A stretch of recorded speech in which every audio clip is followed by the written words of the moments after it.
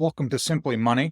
Today we're going to be talking about, do I have enough to retire, or will I have enough to retire in however many years you plan on retiring?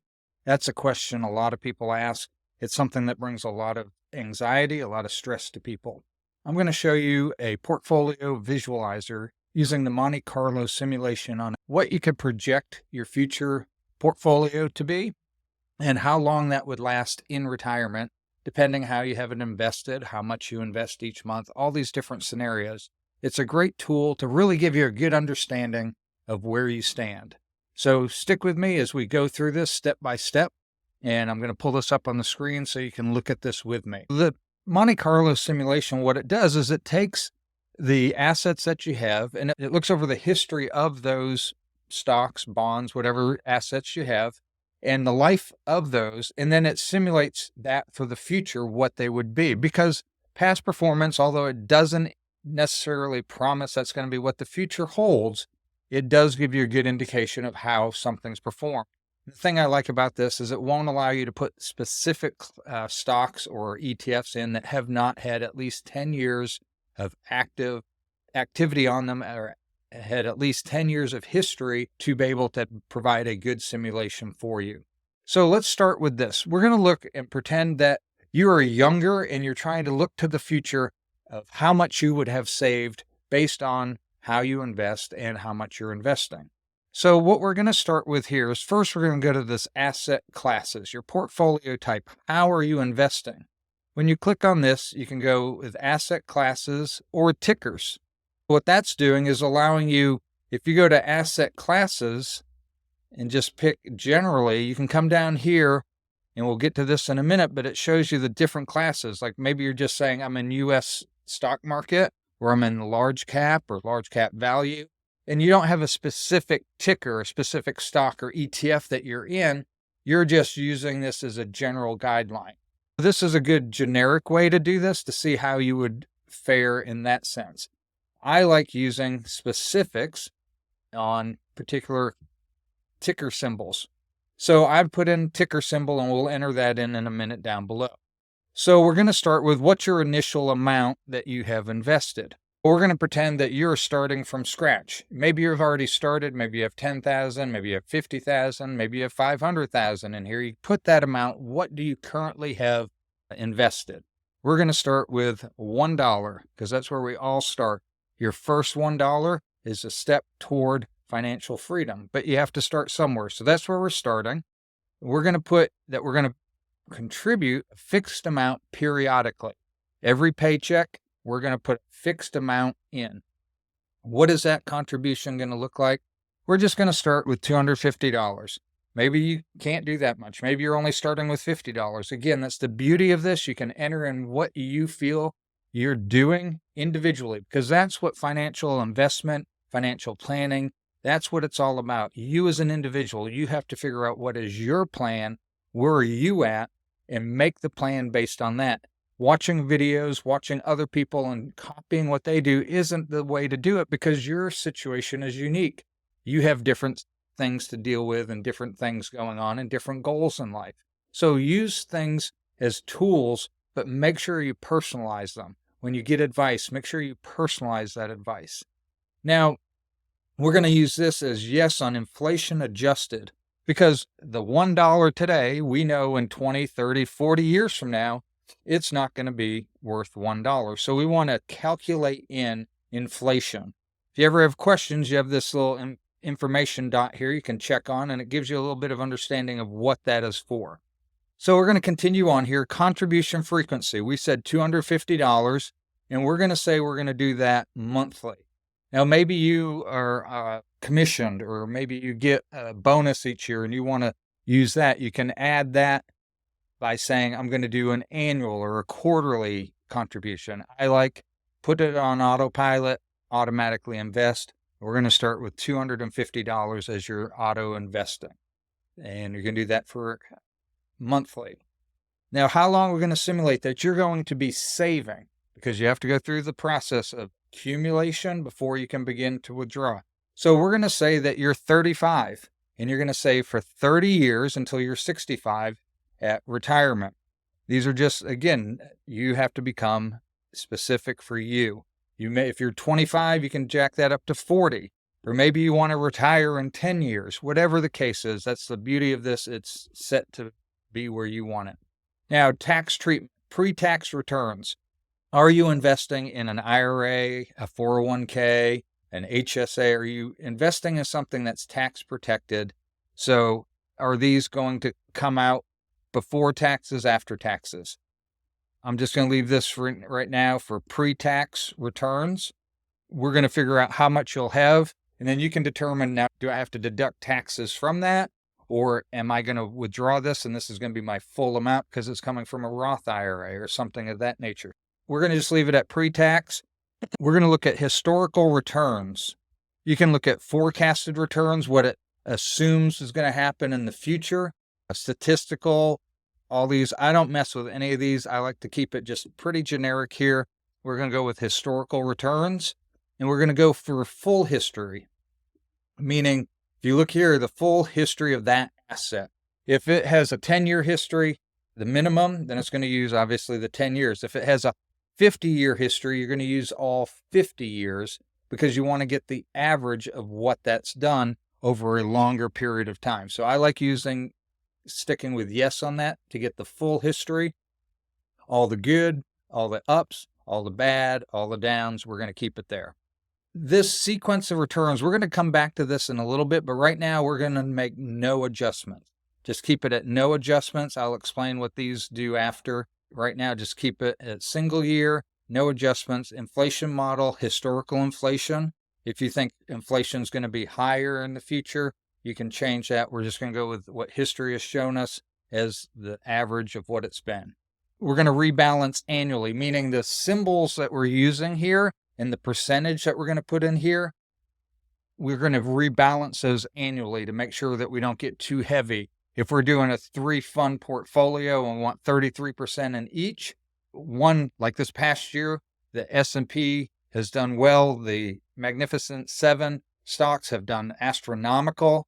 And so that could get you heavy over there. And then maybe some other funds, some dividend earning funds haven't done as well because interest rates are up. So people are investing in sure things like CDs and high yield savings. So maybe that portion goes down. And so now you're not 33% across. Maybe you got 50% in one and 20 in another. So you're rebalancing that, taking some of the gains here and putting it over to keep that balance.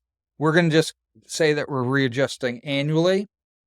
You can do it quarterly, monthly. We're not going to do that often because it fluctuates too much. So we're just going to stick with annually doing that.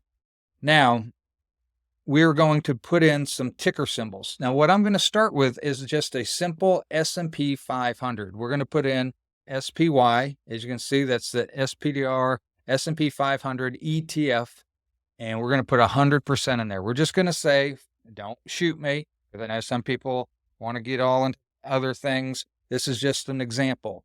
You want to diversify your portfolio in different asset classes, different sectors and all that. The S&P 500 is a great, just basic ETF that has the 500 top stocks in the stock market. It's a great way to start a portfolio. So we're going to put that at 100%. And then we just come down here and we hit run simulation. And so what this tells us is if you're in the 10th percentile, if you only did as well as 10% of the possibilities, this is where your returns would be. And it does 25th, 50th, 75th, and 90th percentile. So for you numbers people, it says all the breakdown of, I'm going to disappear here, of all the different things and what has happened to it in these different percentiles. I like this though because it goes to this wonderful chart for those visual people. As you can see, you have your percentiles. You have your 10th, 25th, all the way up to your 90th percentile. So I like going, this is me, I like going between the 25th and 50th percentile. If it turns out better, great. If it turns out worse, then things have really gone bad over 30 years. There's just something going on. If the stocks over the next 30 years have done this poorly, there's been a lot going on. So usually the 50th percentile means that you have 50% of the time, historically, this is where it would have ended up. So I like going again between the 25th and 50th percentile. So you can see, and this is a great compound interest and compound growth visualizer as well. Because as you look down here, you're like, oh my gosh, my $1 and then my adding 250 a month just isn't making any progress. But then all of a sudden, especially as you get up into these upper tiers, the 50, 75 percentile, but you see this exponential growth taking place and you see the gap, it gets further apart. So we can come down here to 30 years, and on average, the average returns on all these simulations, you would have $700,000. Remember, this is inflation adjusted in 30 years. So when you go to retire, and that's by putting $250 a month in. Now, as you progress, we started you at 35 in this scenario. When you hit 45, 55, maybe your kids are gone, you have more expendable cash you can put in. Maybe you're earning more because your career is developed. Whatever the case may be, that can go up as well. But this is just sticking with $250 a month for these years. And this is where you could come out at.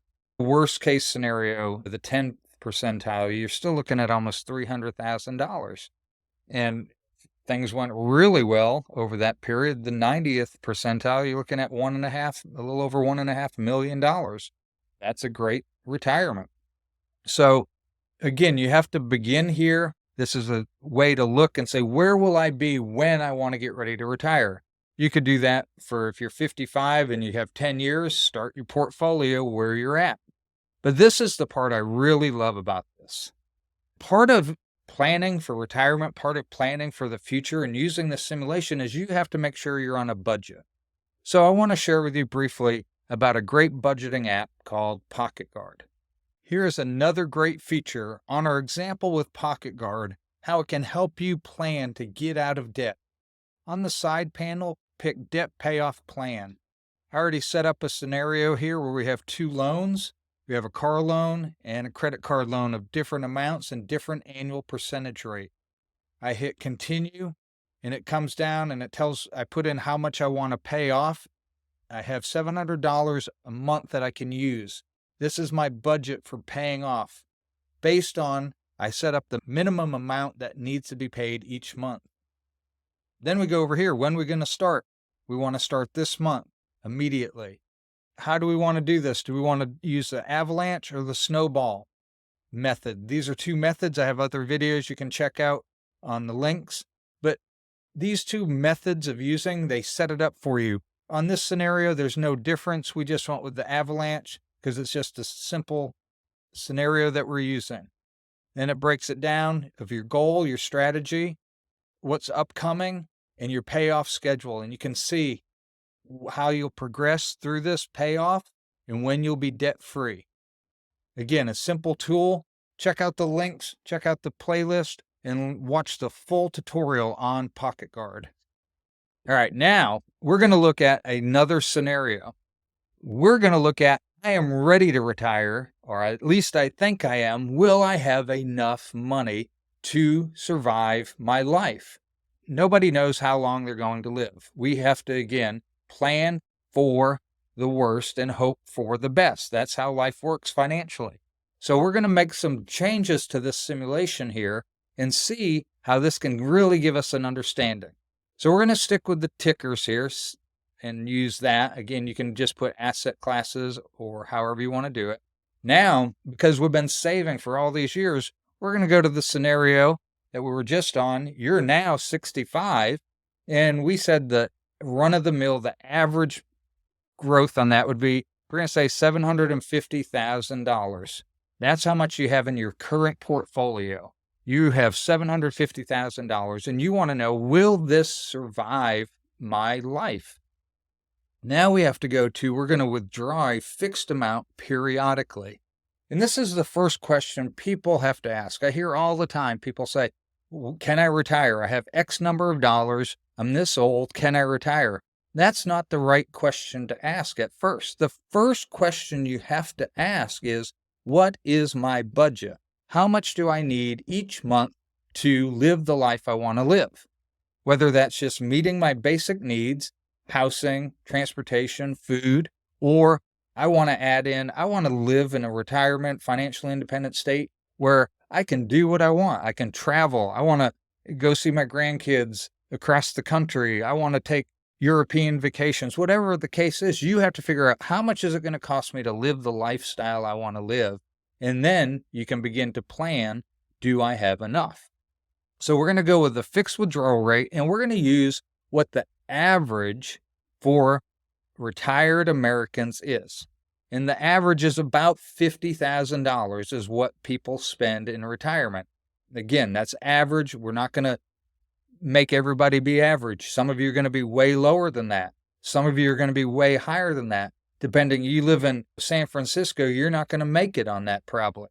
But if you live in the Midwest and you don't have a very active life, you're not going to travel a lot, all your family's close, and you just want the freedom, relaxation, the stress of not working, maybe you have a very low cost of living. That's okay.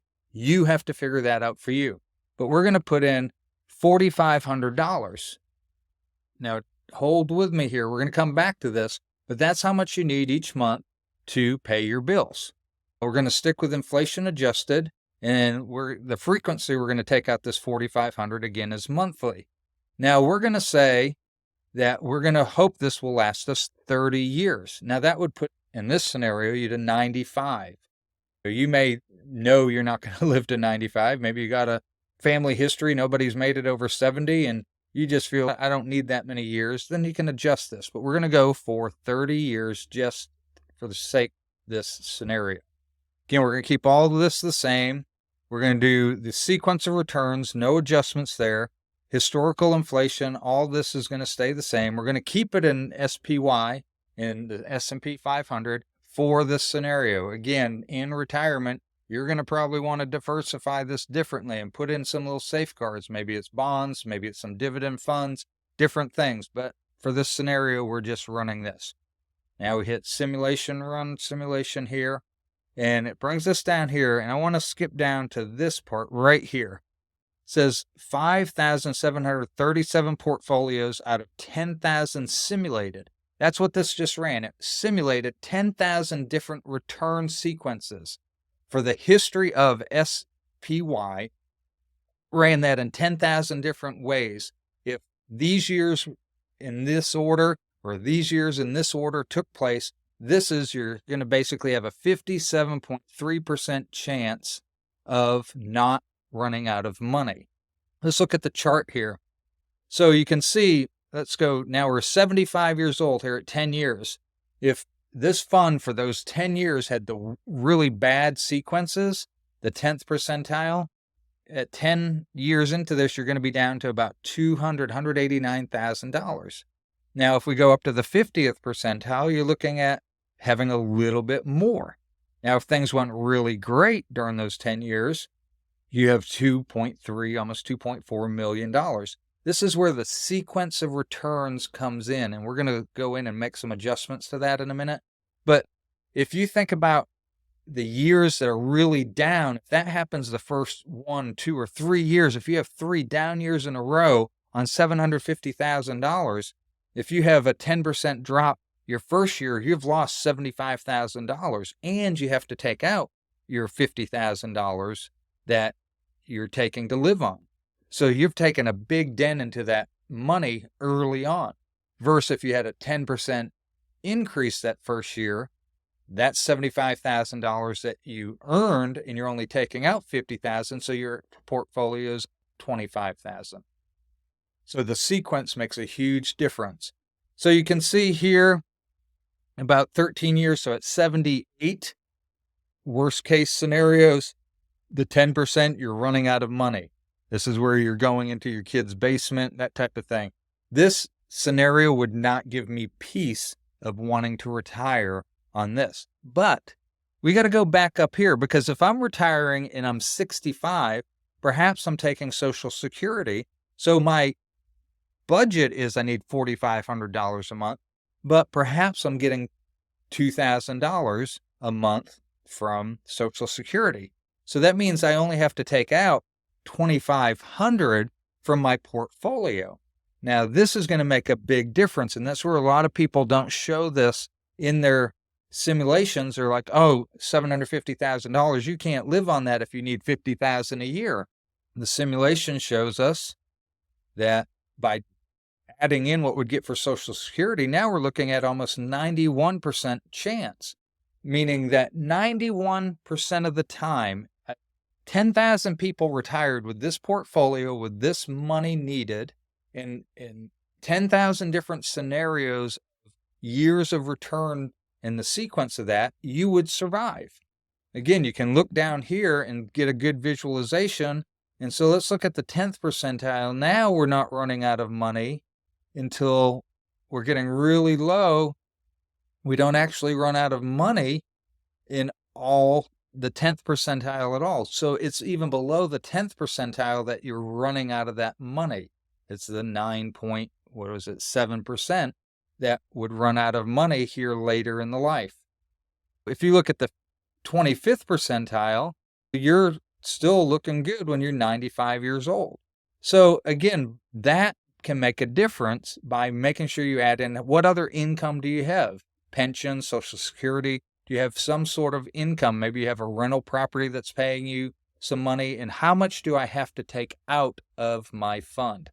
So last thing I want to show you here is this sequence of returns. This is huge. We made no adjustments, meaning they're just going with all the different scenarios of 10,000 scenarios, how it could take place. The sequence of returns, we can have the worst year be first. So think of the dot-com bubble, think of the housing crash, think of 2022 and the market being down. Think of those types of years. Think of the Great Depression. If the worst year of this stock happened my first year of retirement, how would that affect me? You can go up to 10 years. Like we just go through a decade of the worst years ever. How would I survive? That's highly unlikely.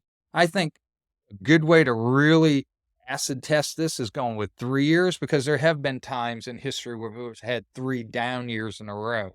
So let's look at that. Let's start with 3 years, and this is going to make a big difference. Remember, we were at 91% almost success rate. Now, when we run this, I give you a headache going up and down, run simulation with the worst years being the 3 first years, how's that impact us? Brings us down to 46%. So you have to make this adjustment. A lot of people will be like, oh, I couldn't retire then. I'd be afraid. What if the first 3 years are horrible? Okay, so what happens? Maybe you get a part-time job for those first 3 years until the market stabilizes so you don't have to touch it. Maybe the first year is really good and then you have 3 bad years and your portfolio is looking a little shaky and you don't want to dip into it. There are so many options. You don't have to tie yourself to saying, I can't ever retire, because you know what? You could jack this thing up. Let's go to $1.75 million. But let's just say I'm always thinking of the worst case scenarios. How will I run with this? So even with almost $1.8 million, I only have a 62% chance of success with $1.8 million if we have a decade of down years, which again is highly unlikely. It's highly unlikely that the first 3 years are going to be the worst. And again, you have to play that based on your circumstance. Is your budget flexible? Are there things you could cut out? Maybe you've planned in some extensive travel, and so maybe we don't do that this first year because the market just crashed. Maybe COVID hit. Those first 3 months of COVID, the stock market crashed, and you're like, oh, I don't want to dip in and take too much out. Avoid traveling, which we obviously had to anyways. But then look at come April, May, the stock market regained. Look at it early 2024. It has now hit all-time highs. So always hearing the Chicken Little, the sky is falling mentality will keep you from living a life of independence financially. Plan, use these tools that are out there, and enjoy what you have. Be active, be purposeful, and be smart. I appreciate you joining me on Simply Money. I hope you enjoyed this tutorial. If you have any questions, leave me a comment down below. Ask some questions. Let's dialogue about this, and I can even run some simulations for you. Again, go onto Portfolio Visualizer and download this yourself. It's a great tool to use. We'll see you next time on Simply Money.